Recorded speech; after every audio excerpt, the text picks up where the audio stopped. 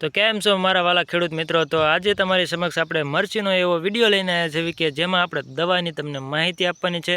આની પહેલાં આપણે એક વિડીયો બનાવ્યો હતો, તેમાં આપણે કીધું હતું કે આપણી મરચી 20 દિવસની થઈ છે તો પણ આપણે આમાં દવાનો સ્પ્રે માર્યો નથી, પરંતુ આપણે 23મા દિવસે આપણે દવાનો સ્પ્રે મારવી છે. કારણ કે આપણે થોડાક પાંદડા રહ્યા એ થોડાક તૂટેલા લાગે છે, એટલે ઈવળની અસર લાગે છે. એના કારણે આપણે દવા જે એમાં આપવાની છે, દવાનો સ્પ્રે કરવાનો છે. તો દવાનો સ્પ્રે કયો કરવો ને એ પહેલાં તમે મરચી જુઓ કેવી છે. આપણે આ 23 દિવસની મરચી છે.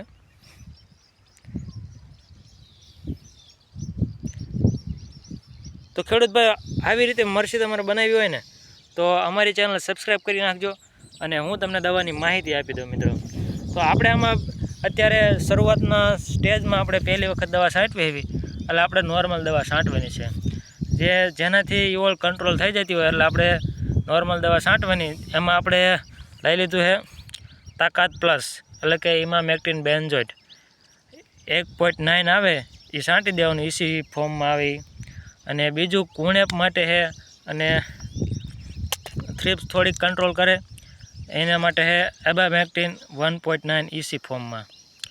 તો આ બેનું પ્રમાણ રહેવાનું છે 20 ml પ્રતિ પંપમાં. 20 ml નાખી દેવાનું બે અને એનો સ્પ્રે કરવાનો, એટલે તમારે ઈયળ પણ નહીં રહે અને ધોળી ભણભણ હોય કે પછી થ્રિપ્સ જેવું લાગતું હોય એ પણ વ્યૂ જશે અને મરચીમાં એકદમ કુણેપ આવી જશે. તો આપણે આજે 23મા દિવસે આ બેનું સ્પ્રે કરી રહ્યા છીએ. જો તમે મરચીનું વાવેતર કર્યું હોય તો આ બે દવાનું ખૂબ સારું રિઝલ્ટ છે. તો તમે પણ આ દવાનો સ્પ્રે કરજો.